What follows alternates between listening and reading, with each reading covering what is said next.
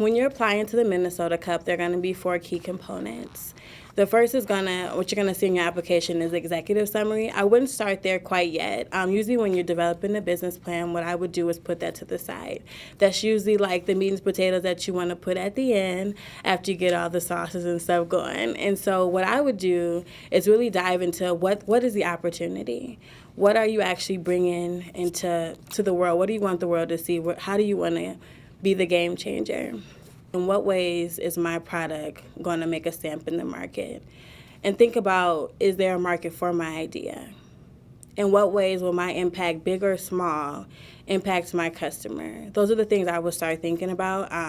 Opportunity is 50% of the application, so it really is key because that's where you're going to really draw out on the value.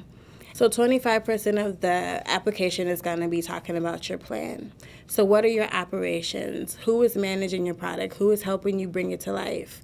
And then you're also going to talk about your sales. How do you bring your product to the market? What price points are you putting out? Are you selling is it a cheeseburger that you're selling? Are you selling dolls? I know for my organization, we sell dolls. And so what we have to constantly think about is how do we cut our costs for manufacturing, but how do we also price it to where we're actually being scalable, and how are we actually pricing to where we're making a profit so that we can continue to do our good work? When you're thinking about your plan, really think about in what ways are you going to operate effectively. Who's going to be in charge of what? How do you get those good team players, coming in to drive your idea to success? Progress is also 25% of the application. It really talks about, what have you been doing now? Did you make your first 5 sales? Did you get your first 5 customers?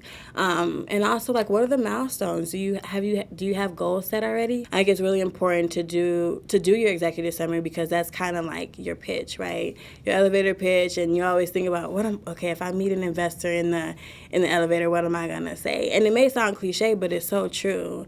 As I think about executive summaries, elevator pitches, they really are important to get tight. But that's just the first thing. If somebody says, I'm gonna give you $10,000 right now, you gotta kind of be tight with it, because if you ramp around and say all these things, people are not gonna be clear on what you wanna do. So to me, the elevator pitch has gotten me a lot of places, and also my executive summary has as well, because those are the main things that people actually read. They want to know, okay, what are you actually doing? And if you have that all clear and concise in the beginning of your plan, it's going to make it easier for people to want to invest in you, but also learn more about your idea. And I think it's really important that although when you look at an application for applying for any startup competition, the words can be very intimidating.